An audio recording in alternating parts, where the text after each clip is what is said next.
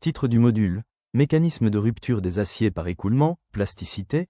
Objectif, comprendre le comportement élastoplastique, le phénomène de ductilité et son importance capitale pour la sécurité des structures.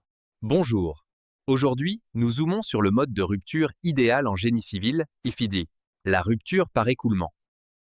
Pourquoi idéal Pi? Parce que l'acier ne casse pas soudainement comme du verre. Il s'écoule. Imaginez un chewing-gum qu'on étire, il s'allonge énormément avant de se séparer. Pour un ingénieur matériaux, c'est la propriété reine, la ductilité. Nous allons analyser ce qui se passe dans la matière, De la première déformation jusqu'à la rupture finale.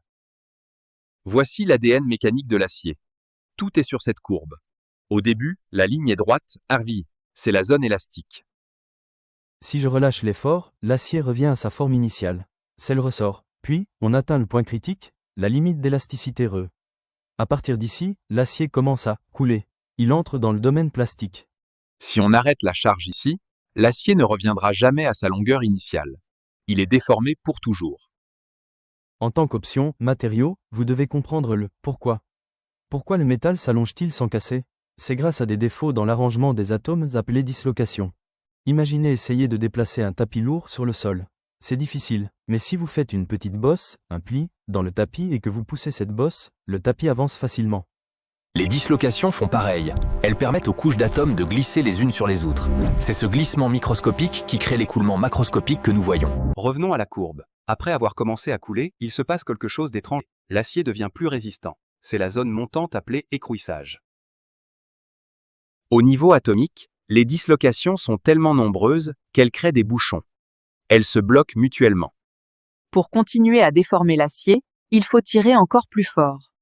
C'est une réserve de sécurité précieuse pour les structures. La fin de vie de l'acier approche. Soudainement, la déformation se localise à un endroit précis de la barre. Le diamètre rétrécit visiblement, c'est le phénomène de striction. Comme la section diminue, la contrainte réelle explose localement, et c'est la rupture. Regardez la surface de cassure platie, elle n'est pas nette et brillante, elle est grise, mate et tordue. C'est la signature visuelle d'une mort par écoulement. Pourquoi exigeons-nous des aciers ductiles dans les normes? C'est une question de survie. Si un bâtiment est surchargé, nous ne voulons pas que les poutres plient, que le plafond descende, que les fissures s'ouvrent. Ce sont des signaux d'alarme visuels qui crient « sortez ». De plus, en zone sismique, cette capacité à s'écouler permet à l'acier d'absorber l'énergie du tremblement de terre sans casser net. Un acier qui s'écoule sauve des vies. En résumé, la rupture par écoulement n'est pas un échec du matériau, c'est son comportement ultime de sécurité. En tant qu'ingénieur la matériau, vous devez vous assurer que les aciers livrés sur chantier possèdent bien cette capacité d'allongement, le fameux palier plastique. Et qu'ils ne sont pas devenus fragiles à cause du froid ou d'un mauvais traitement thermique. Merci de votre attention.